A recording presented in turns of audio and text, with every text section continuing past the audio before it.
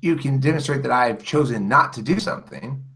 You can say Eric persistently is willing it to be the case that he does not make this change, but that doesn't mean anything to say that I'm unable to make a change, because if I were unable to make a change, then there'd be no solution to the addiction anyway.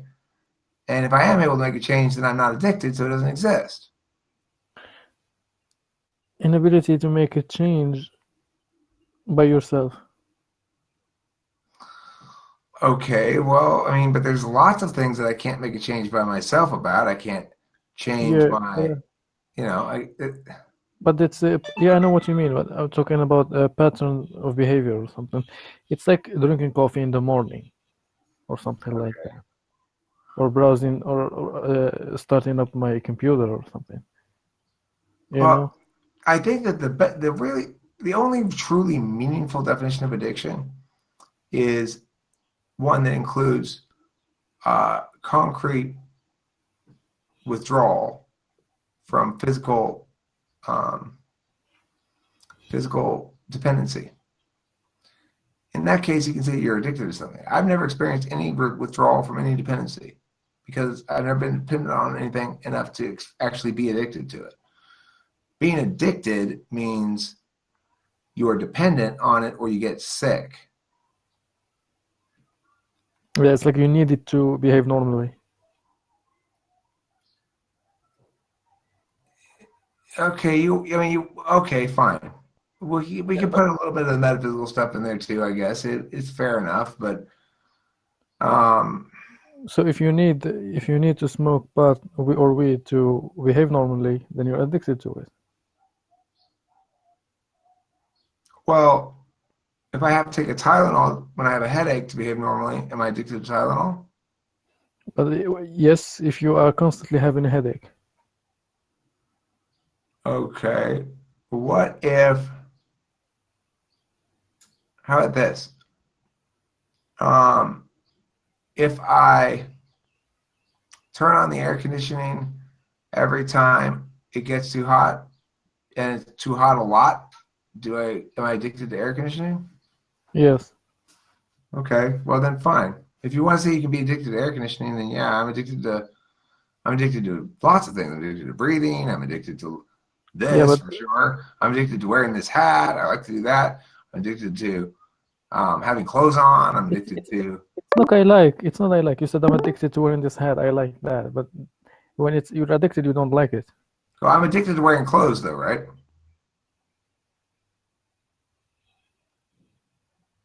Not necessarily. You can.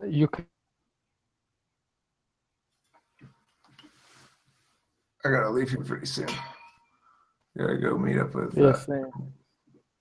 You cut out casual. You cut out when you said you were referring to my addicted to clothing thing. Yeah, I said you said am I addicted to clothes then? I said no because you make it in your house. You cut out during the warrant again. Start it because. Because you can be naked if you want to in your home. Well, I can not smoke pot. I'm not smoking it right now. If you never leave your house, you can remain naked forever. If I never put this bong to my lips, I'll remain not smoking pot forever. Yes, so the difference. My point is, what does addiction mean then if I'm addicted to clothes because I wear them every day? What does addiction mean if I'm addicted to, again, taking showers because I take one every week? What is, I take it before I have to go out with anybody. Just when I take a shower. Anyway, the thing is, you're trying to say addiction matters as a concept or as a label. I'm saying there's no such thing, unless you want to label it meaningfully in terms of physical withdrawal symptoms, as a concrete, falsifiable state of being. Then you need to be able to demonstrate some sort of physical dependency. Well, you can have a metaphysical withdrawal symptoms, not just physical. But Sometimes you're addicted to something that doesn't affect you physically, but when you don't okay, do so it, then I get annoyed when I'm addicted to um uh I'm addicted to people being reasonable. So I get annoyed when they say something unreasonable. So is that No, what I mean, like the example, an example for what you said would be if you stop drinking coffee in the morning, then you're gonna feel sleepy, right? So that's a withdrawal symptom. but I don't have that experience. Would that qualify as a withdrawal symptom, physical dependency, or what you said? I mean, no, I don't think sleepiness is a withdrawal symptom. I think sleepiness is an indication that you need to sleep. No, not necessarily. You can feel fatigued, but not be asleep, but not need to sleep.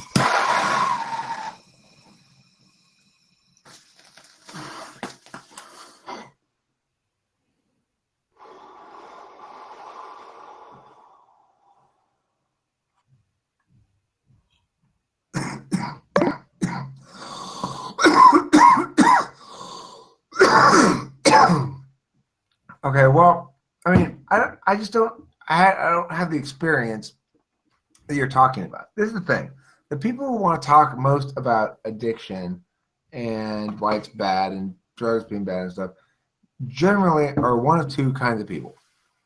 They're people who haven't done really any drugs, or not much anyway, or they're people who used to do way too many drugs and are have decided that being sober for them means um, blaming drugs themselves rather than understanding it as a through a frame of their own choice making. So those are the two kinds of people who typically oppose, who voice concerns about drugs or alcohol, or have opinions about addiction and whether it's good or bad or blah blah blah. The people whose opinion matter most, of course, are the people who are being spoken about as though they were anthropological subjects, namely those who do engage in addictive behaviors. Now, there are some cultures and some individuals and some whatever that don't like some things. Like, for example, Mormonism. Mormonism is against coffee, cigarettes, and all sorts of intoxicants, any sort of intoxicants at all. No caffeine, no Coke, no caffeine, no nicotine, and no intoxicants at all. And what's weird is Mormons are surprisingly tolerant.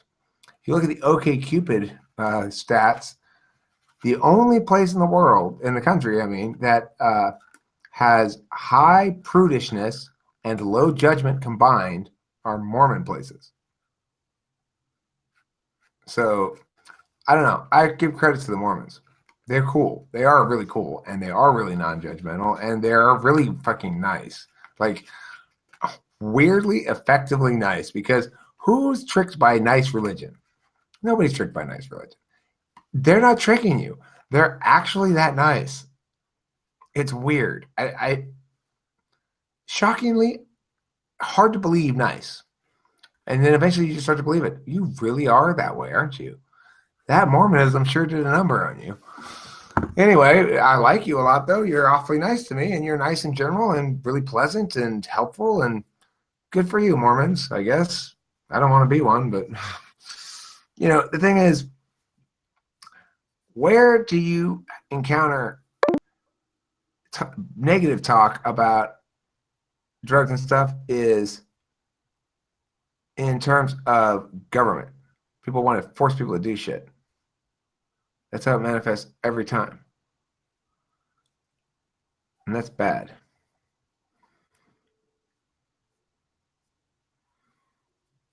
Let's force people to do shit.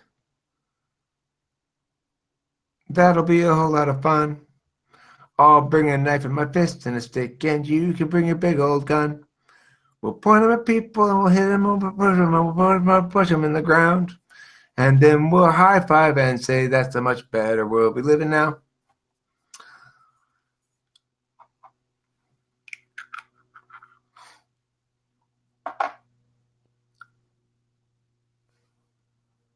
I mean, I was struck by the dangerousness of the ENFP last night. She was seriously dangerous. Because of the stupidity. Yeah, because if you're able to justify to yourself the worst atrocities,